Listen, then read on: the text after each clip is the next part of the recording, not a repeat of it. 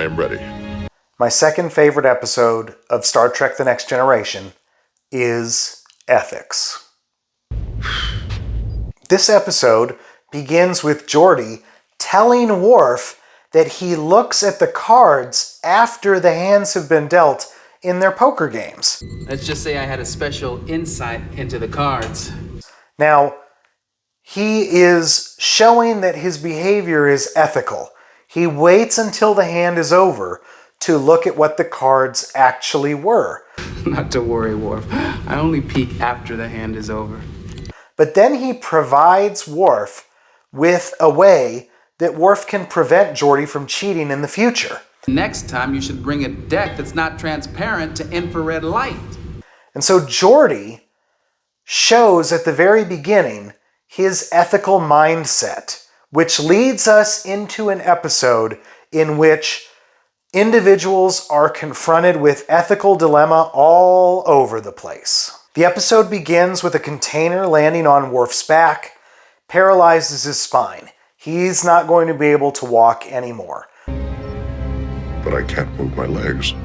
They bring a neurospecialist aboard the Enterprise, and she immediately ingratiates herself with Dr. Crusher. Dr. Crusher wrote a paper that nobody in the galaxy has read except for this woman, Dr. Toby Russell, and she compliments Dr. Crusher on her paper. I just wanted to say that I had the pleasure of reading your paper on cybernetic regeneration recently. Really? You're the first person to mention it. So instantly, Dr. Crusher says they're going to be good friends. Dr. Russell even says, you know what, maybe it'd be better for you to stay close to Worf and I'll remain objective at a distance. Crusher thinks that they're going to have a very good working relationship. And we're going to see across the course of this episode, nothing could be further from the truth. So there are four major individuals who are going to be challenged ethically in this episode. The number one is Worf. Worf, whose back is broken. Worf is asking the question, can I, a Klingon, show weakness? Can I live like this? Can I ask my son to bring me a knife to commit suicide? Riker, do I help a friend commit suicide? Can I put aside my human sensibilities and understand Klingon culture? Crusher, can I allow an unethical doctor to practice medicine to save a patient? What happened here? He went into neural metaphasic shock. I had to try a different treatment. I've had some very good results. Toby Russell is not bothered by ethics. You used this man to test one of your theories. She justifies the means with the ends, even if the ends are going to be when she's not around in the future. But I'm looking down a long road, Doctor. It will eventually help save thousands of lives. So Riker goes in to visit Worf, and Worf asks him for a favor. And Riker says, name it, I'll do whatever you want. And Worf says, I want you to bring me a knife so that I can kill myself. And I will say, it's a good thing that Worf didn't ask Picard. Because if Worf had asked Picard, Picard would have brought him the knife, Worf would have stabbed himself, and Worf would be dead for the rest of Star Trek The Next Generation. The special effects team did a great job in this episode. They did a great job with the surgery that Worf's going to eventually get. They did a great job with the Iron Man style projection of Worf's spine that just sits in the room as Russell and Crusher are examining it. Over-designed. Klingon anatomy. Russell calls Klingon anatomy over-designed, which becomes an irony because that is what allows her device to be successful. Dr. Russell, throughout this episode, makes accidentally correct decisions that lead to Worf's rehabilitation. The major device in this episode is the Genetronic replicator that Toby Russell has created. She says that this is going to allow them to replicate an entire new spine for Worf. Worf only has a 37% chance of surviving the surgery. And Crusher says, I had no idea that you were already working on humanoids. And Russell says, well, I'm not. This would be the first time. Sooner or later, it has to be tried on a living patient. Toby Russell likes to jump to the end. She doesn't wait for permission for things. Crusher shuts down Russell and decides on conventional approaches. Now, the subplot of this episode involves the Enterprise racing to rescue a group of survivors from a ship. Dr. Crusher is going to organize a triage center on the Enterprise. When they get there, Dr. Russell asks if Crusher needs a hand, and Crusher says, sure, I would love to have an extra pair of hands. And while they're in the triage center, Dr. Russell uses her unconventional approach, and it kills a man, even though Crusher knows conventional approaches would have saved the man's life.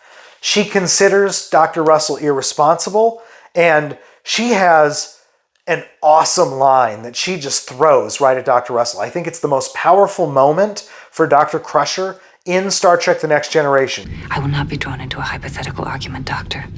Your research on this ship is over. You are relieved of all medical duties until further notice. Is that clear? Dr. Crusher plays the short game. She's trying to save lives. Dr. Russell plays the long game. She's thinking, well, maybe I can use this to help a patient down the line. Meanwhile, Riker and Picard are talking about Riker's objection to help Worf. Riker doesn't want to help Worf commit suicide, and Picard says, you don't understand Klingons at all. You should help him do this if you're his friend. So Riker does some homework, and he determines that he's not actually the person who should bring the knife. It's Alexander. Worf does not want to ask Alexander to bring him the knife, because Worf doesn't want to show any weakness to his son. Picard drops by sickbay and asks Beverly to reinstate Dr. Russell. They really missed a moment for Dr. Crusher to say, I'm a doctor, not a miracle worker. Maybe I'll put that into the video. We'll do it right now. Not all of it. There are some things I can't fix. I'm a doctor, not a miracle worker. Worf initially rejects the idea of implants to help his mobility because he doesn't want to be seen lumbering around like Darth Vader in Star Wars Revenge of the Sith. Worf decides to break with tradition. He decides he will undergo the surgery. And he has a really touching moment with Counselor Troi. There's a nice moment between Michael Dorn and Marina Sirtis. You can really see that they do have good chemistry, as long as they're not romantically entwined. And in this moment, he asks her to be Alexander's guardian, and it's a really sweet moment between the two of them. I can't imagine anyone who would be a better parent to my son. I'd be honored. The production designers did a great job with the surgical operating room, too. It looks great. So Worf goes into surgery. Troi is taking care of Alexander. Picard and Riker are trying to do work, but they can't. They look at each other at the creepiest Silence of the Lambs shot that they could do. Worf goes into cardiac arrest, and they lose him. Worf dies. Worf dies. Time of death, 1240. Russell remains objective because she doesn't care about Worf at all. Crusher is his friend, so subjectively, she just starts banging her hands. Now she has to go and tell Troi and Alexander that Worf is dead. No. Alexander doesn't believe it. He wants to see his father. They take Alexander and Troi to see Worf, and Worf flinches. Crusher sees this. Crusher revives him. Worf shows his weakness to Alexander, and they're going to work together through his rehabilitation. We will work together. Yes, sir. He's going to get help from his son, which is what he didn't want at the beginning. So Worf has a nice little arc. Riker has an arc, but he determines that he doesn't have to help Worf commit suicide. Look at me. Aren't I courageous? And Dr. Crusher has an arc because she allows Dr. Russell to perform the procedure. But in the end, Dr. Crusher has the last word. She is worried that Dr. Russell is going to hurt someone else. But Dr. Crusher, in her best scene in the entire series, she just lays in to Dr. Russell. You scare me, Doctor. You risk your patients' lives and justify it in the name of research. She provides no quarter, and she does not give her an inch. And as far as I'm concerned, that's a violation of our most sacred trust. And there's nothing more to say after that. It's a great episode. I love Ethics.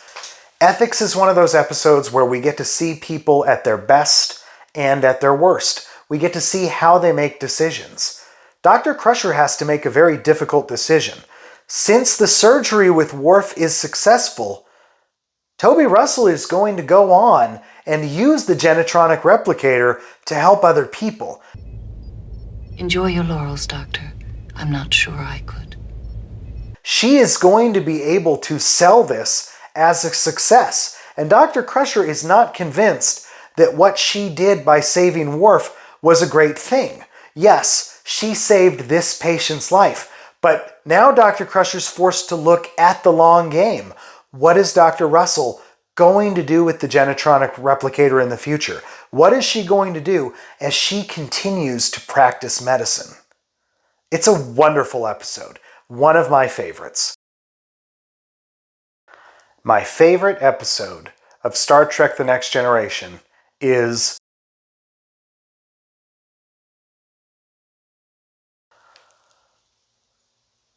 Worf initially invites Alexander. Worf initially rejects the idea of wearing implants.